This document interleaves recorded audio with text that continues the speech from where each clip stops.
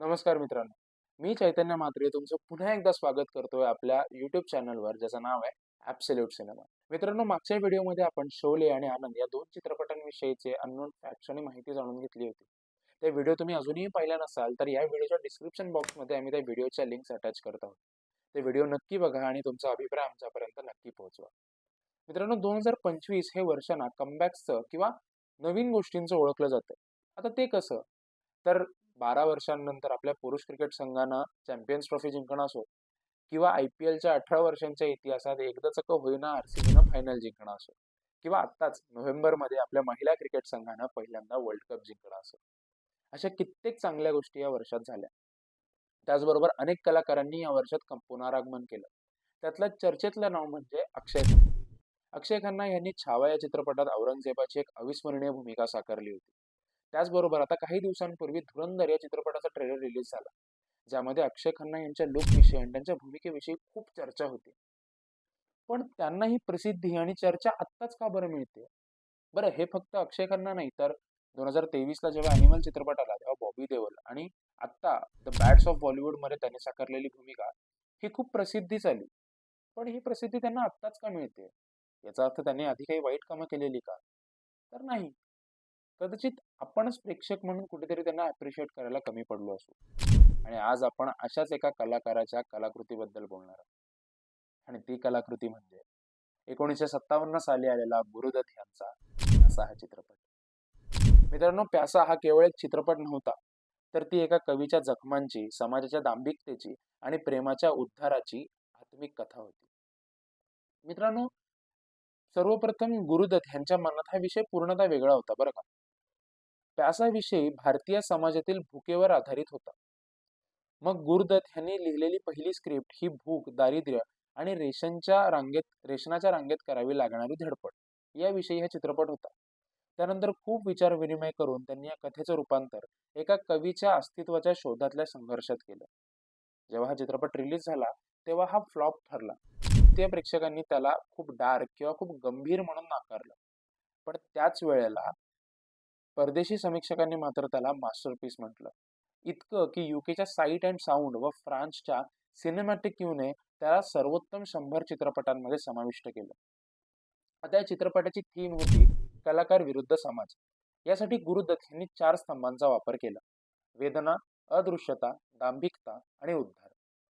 यामध्ये 2 महत्वाच्या भूमिका आपल्याला दिसतात, त्या म्हणजे विजय आणि गुलाब.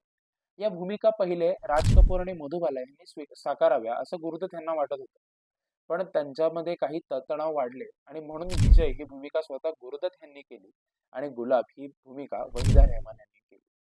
बरं, वहिदा रेहमान ह्या गुरुदत्त यांना CIDच्या सेटवर भेटल्या होत्या. त्यावेळेला त्याच हे पात्र साकारतील आणि विदाऊट मेकअप हे कॅरेक्टर कॅमेरावर जिवंत करू शकतील अशी किंवा असा हा कॉन्फिडन्स गुरुदत्त यांना वहिदा रेहमान यांच्यावर होता. आणि त्यांनी देखील त्यांचा हा अभिमान किंवा हा कॉन्फिडन्स सार्थकी ठरवत ह्या पात्राला वेश्या म्हणून न वागवता एक देवी म्हणून जगवलं.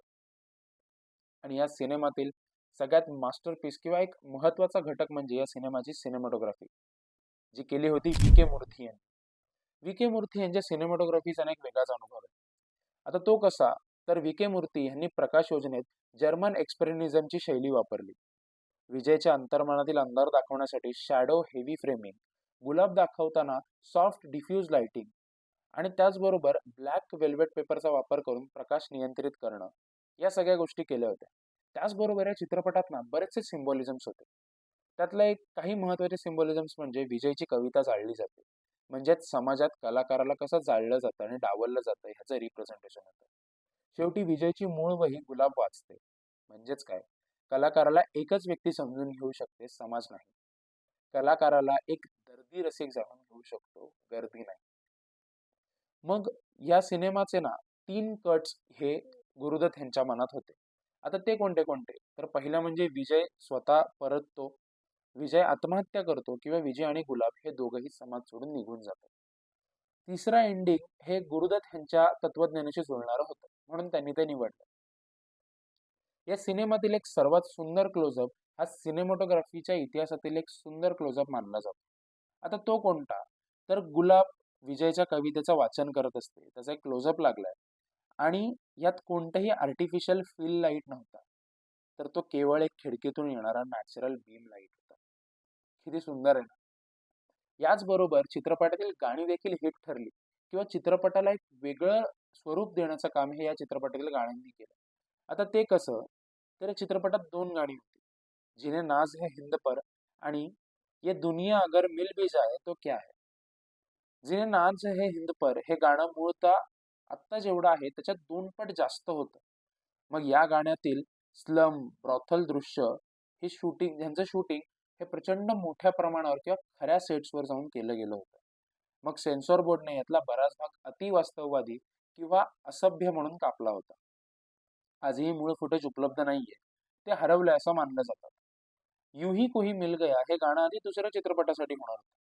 ते आर्केस्ट फिल्मसाठी केलं जाणार होतं.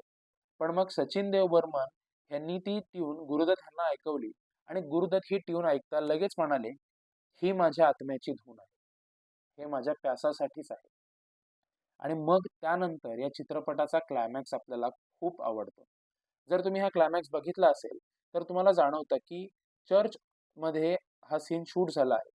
तर विजयसारख्या कवीला लोकांनी मृत समजून दिलेली श्रद्धांजली हा प्रसंग या चर्चमध्ये शूट केला गेला होता.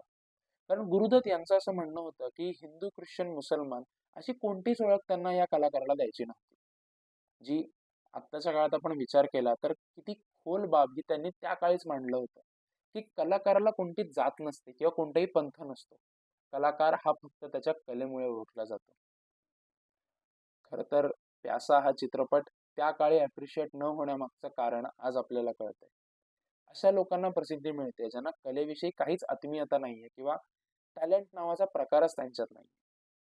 मित्रांनो, प्यासा हा भारतीय सिनेमातील एक श्वास आहे, जो प्रेम, वेदना, समाज आणि कलाकार ह्यांचं नातं अत्यंत काव्यात्मक आणि निर्विकार प्रामाणिकपणे आपल्याला दाखवतं.